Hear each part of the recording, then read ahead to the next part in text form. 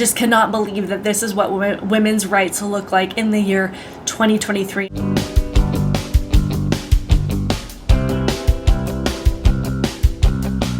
Welcome to my channel, Outspoken Samantha. If you are new here, welcome. Be sure to hit that subscribe button.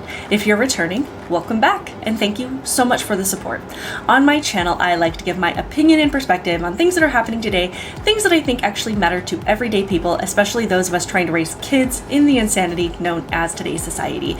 I do mostly talk about current events and politics and whatever's going on in the world that I just think needs another opinion. So please be sure to like this video, leave your thoughts in the comments below, share it with others. Also, be sure to head on over to Rumble and find me there under Outspoken Samantha in the event that YouTube decides I have violated their community standards and chooses to kick me off their platform forever. That being said, let's get into today's topic. So we're going to be talking about a recent event that took place in Auckland, New Zealand, and it is a Speak Up for Women rally. The person that holds these events, her name is Kelly J. Keen-Minshull, and she goes by the public name of Posie Parker. So that's what I'm going to call her because it's a lot easier than saying Kelly J. Keen-Minshull. But she's a British women's sex-based rights activist, and she travels all over the place holding these events. And her mission for these events is to give women the right to speak up about the rights that they're losing, to give them a safe space to talk about all of the ways that they feel that women's rights are disappearing right before our eyes.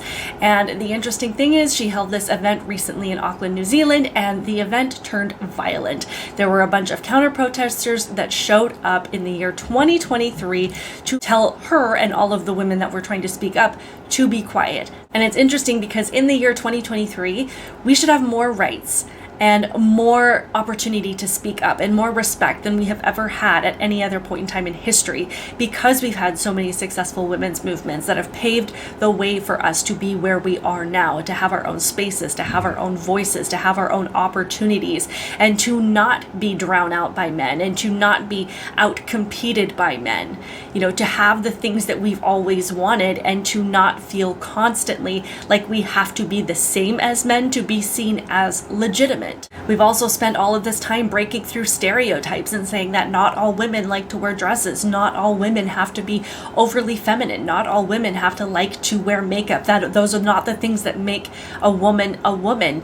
And now we're at this place where all a man has to do is put on a dress and put on makeup, and women say that's what it means to be a woman. The only right for women that they will ever fight for, and I say right, is that, of course, of having an abortion. Ever since the overturning of Roe v. Wade, they're sitting in the corner crying because they think that conservatives are now going to take away the right for women to vote or the right for women to have a career.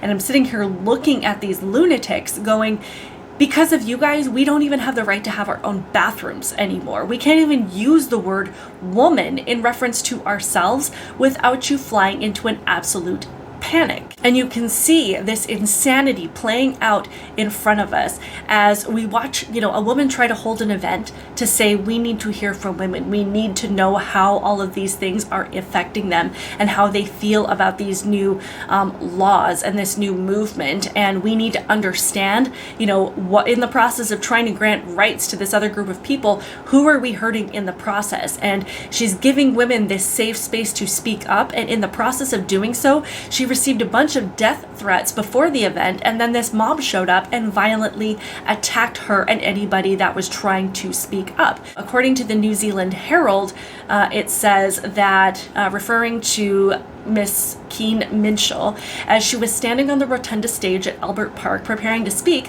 one counter-protester rushed towards her and poured a bottle of juice over her head.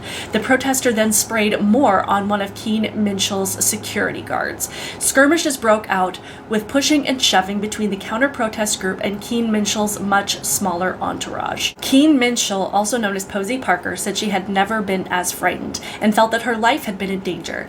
And there was actually a video of her being led away from the event with security guards and police officers trying to get her to this police car. And this is what caught my attention to this whole event, was seeing this video just come across my feed in Twitter. And I was watching this and I was going, what the heck is happening?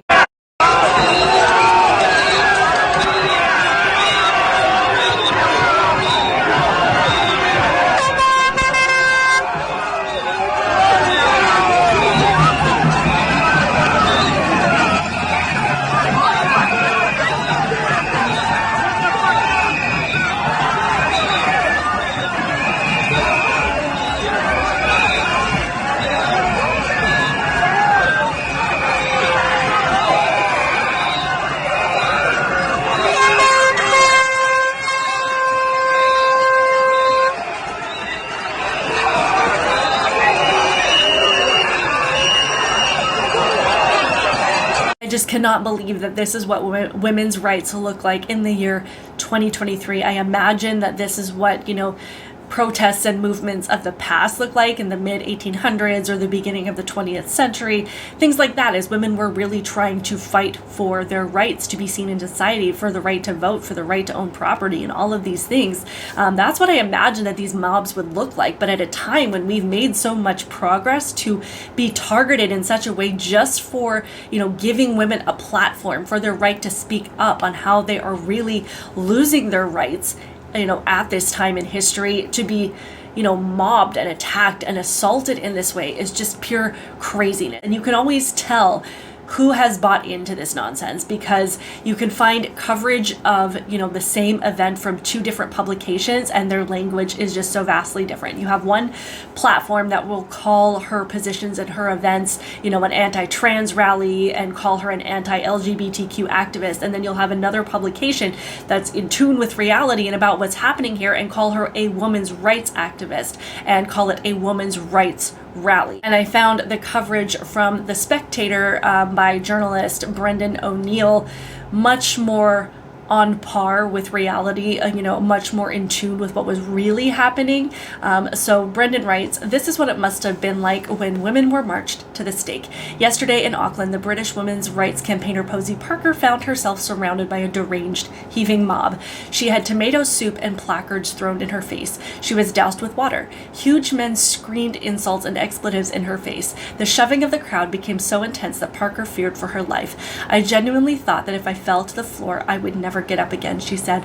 "My children would lose their mother, and my husband would lose his wife." It was truly a chilling spectacle. The mob's faces were twisted into masks of feral hatred.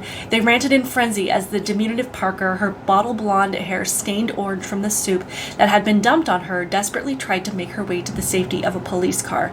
It was a ritualistic shaming of a witch, a violent, purging heretic. And what is Parker's crime? What did this witch do? She said, "A woman is an adult human female." The events in Auckland should be a wake-up call for liberals everywhere. We glimpsed the iron fist of authoritarianism that lurks in the velvet glove of be kind. To see where censorship ends up, just look at those grimacing agitators in Auckland, hatred spreading like a current through their number, as they fight with every fiber of their being to prevent the expression of a critical idea. Censorship begets bigotry. It begets violence itself. For the more we tell people that certain words will hurt them, the more we witlessly incite people to hurt those who dare to utter certain words. I just thought that the whole take on it was really interesting, because these are witch hunts where we have people who have just been worked up around an idea, and they just join in with the mob, and they've lost all connection with what's really happening. And to just see how hysterical this whole thing has gotten and how detached from reality it is, you just have to think about what it is that they're actually advocating for. These mobs and these women are literally screaming for the right for mentally ill men to come into our bathrooms, to come into our private spaces, to be able to watch us get undressed, to watch our young daughters and young girls get undressed, to be in the most vulnerable spaces with them. And I know that these people think that they are fighting for rights of people that supposedly we are trying to take rights away from.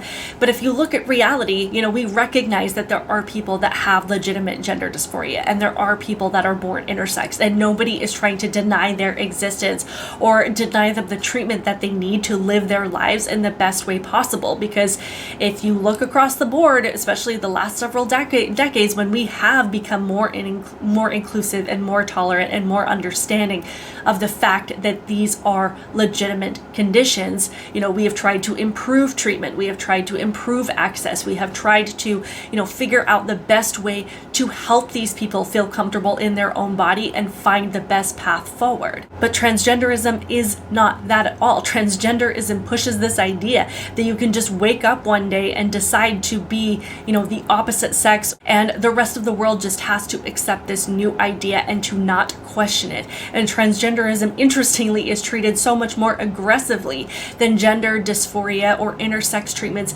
ever were. With gender dysphoria and, intersex people, it used to be years of therapy and years of counseling and years of trial and error trying to figure out the best, the way that these people would feel the most comfortable living and being happy. Whereas being transgender, you can wake up one day and you're a boy and you can say you're a girl, and after a phone call you can get hormones, and after minimal evaluation you can go in and get these surgeries. And don't tell me that it's not happening, because it is. And if you listen to any detransitioner, they will tell you just how easy it was to get these things, to make these things happen. And right now this mob has been worked up into this hysteria to say that men who want to be women should be able to call themselves that and access all of the spaces and all of the rights and all of the awards that women have, put themselves into and created for themselves.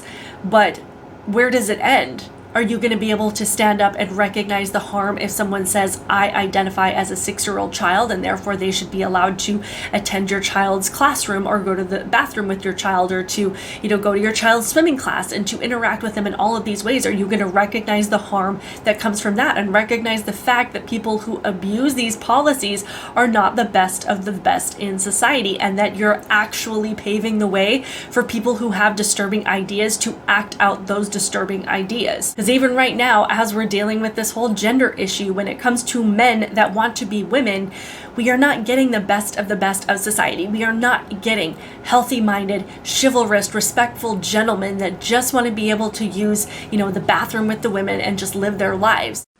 It's okay to be angry. Don't be afraid to show your anger. We are getting people that want to abuse these policies and be able to live out whatever disturbing ideas they have in their head, whether it be men who are aroused by the idea of seeing themselves as women and being perceived as women, which is autogynephilia, or, just wanting to, just knowing that if they want to see more women and children get undressed, that all they have to do is claim to be a woman and they will be granted access to that space.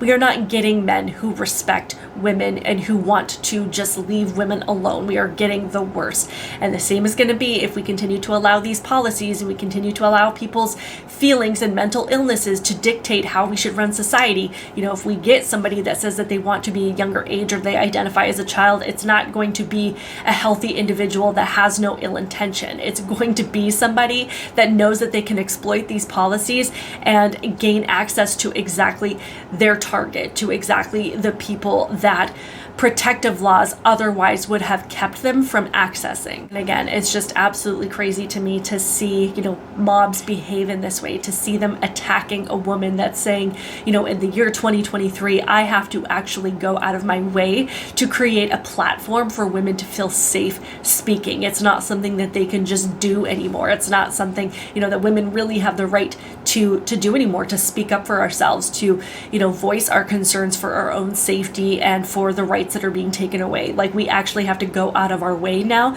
to create spaces to be able to do that. So please leave your thoughts on this topic in the comments below.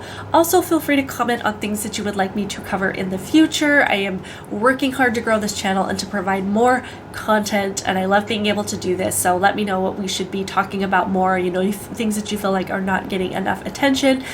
Please be sure to subscribe to my channel, hit the notification bell so you can be notified every time I post a video, and I will see you in the next one. Bye.